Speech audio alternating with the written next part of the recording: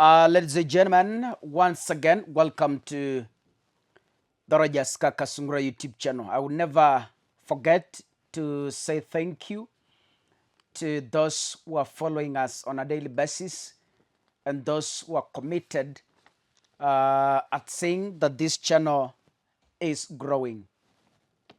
Before I proceed, Kaka, I want to give you a short video clip, and I want you to carefully watch that clip. I want you to keenly study the video clip. That video clip has been taken today in the morning. So be very keen. Just monitor the people you see in that video clip. Angalia nyuso vizuri. Angalia unaona kina nani kwa hiyo video. Take your time. Take all your time from all distractions. Sit down.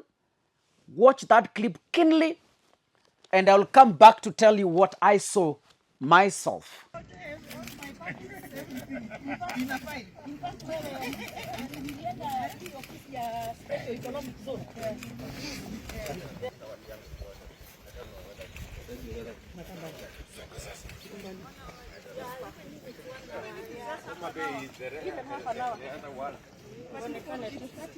Ladies and gentlemen, there's something I want you to understand from this video. By the end of this video, I want you to understand something, that after all, politics is never that serious. Though politics seems to be serious, but it's never that serious as you see it on television.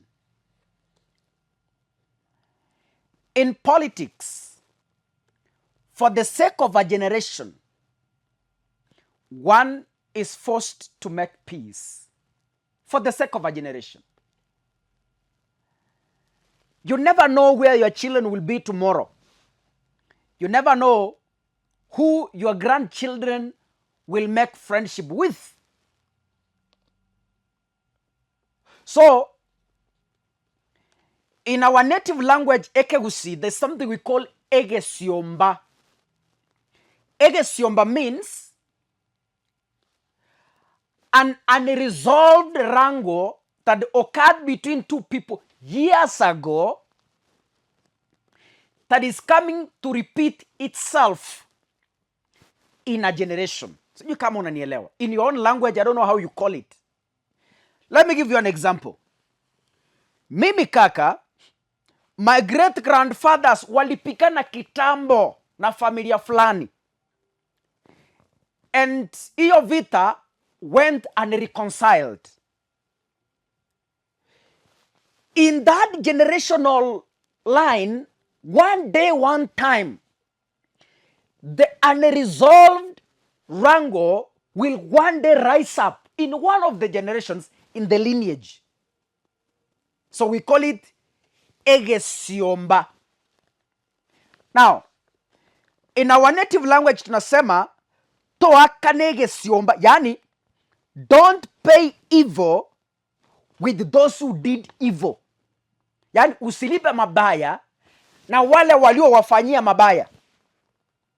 Usilipishe. Now, in politics, there's what we call egesiomba, that generational unresolved wrangles.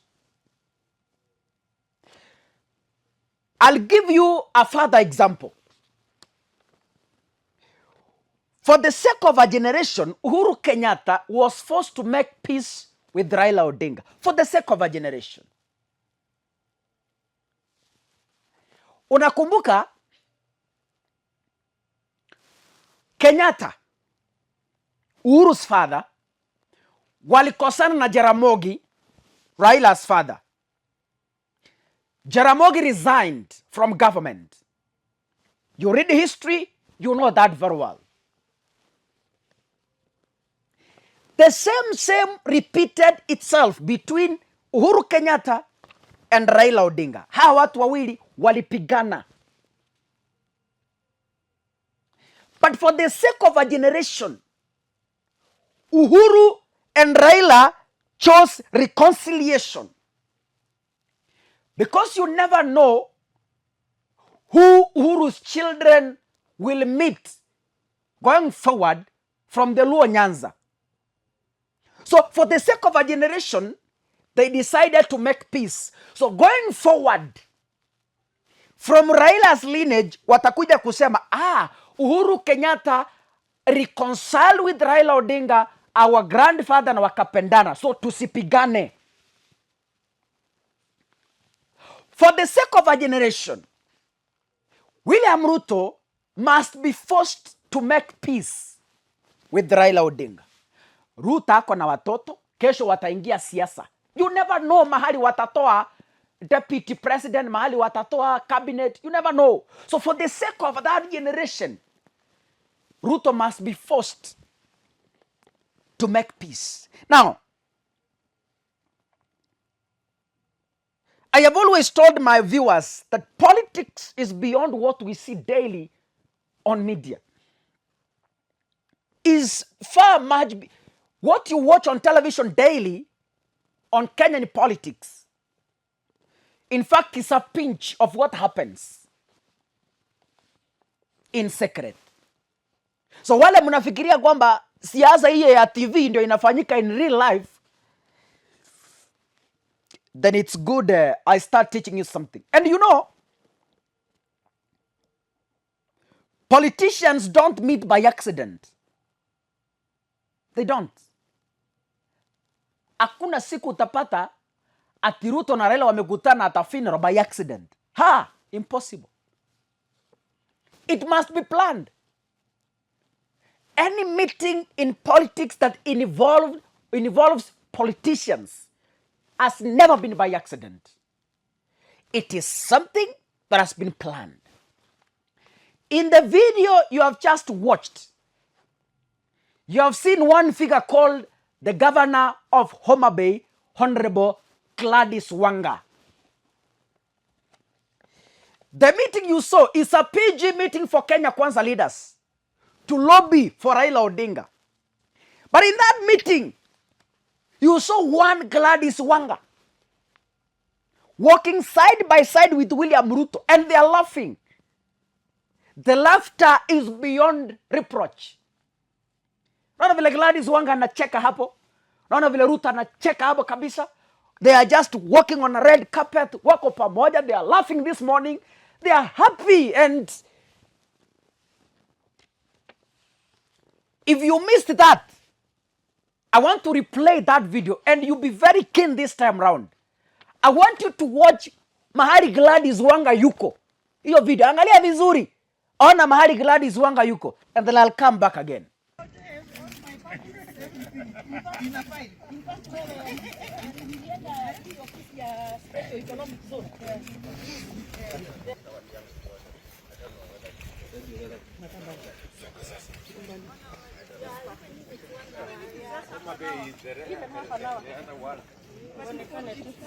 Now, ladies and gentlemen, you all know Gladys Wanga is one of those fearless politicians who have been mercilessly destroying William Ruto in meetings, in rallies, in funerals, and in church meetings.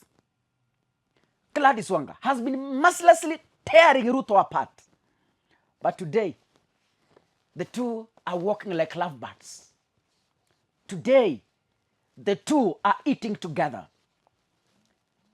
Today, the two are meeting other Kenya Kwanza members of parliament somewhere in Naivasha.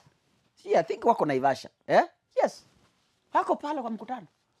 Na Gladys Wanga umemuona na macho yako. Ndio yamevaa blue. Ako hapo. Wakenya wenzangu, politics is never that serious after all. Tupendane sisi kwa sisi. Tubebeane mizigo. And for the sake of our generation, Ruto is rebuilding the broken bridges between the Kalenjin community and the Luo community. I told you this, and it's about time I will be proven right or wrong. Ruto has begun. And his intention is to unite with the Luo And that will surely happen. Niliona watu wakisema in my previous videos that Kaka, forget about it. In politics, anything is possible. Now, wacha niuliza Wajaluo. At any point, mulijua kwamba Raila ataunite na Uhuru Kenyatta? Mulijua? Under the blue sky, mulijua kwamba siku moja Raila watakula pamoja na Uhuru Kenyatta? So, in politics, anything is possible. Don't take politics too serious to an extent you refuse eating. That's how politics work. Ladies and gentlemen, see you in the next video. Asanteni sana. Mungu awabariki.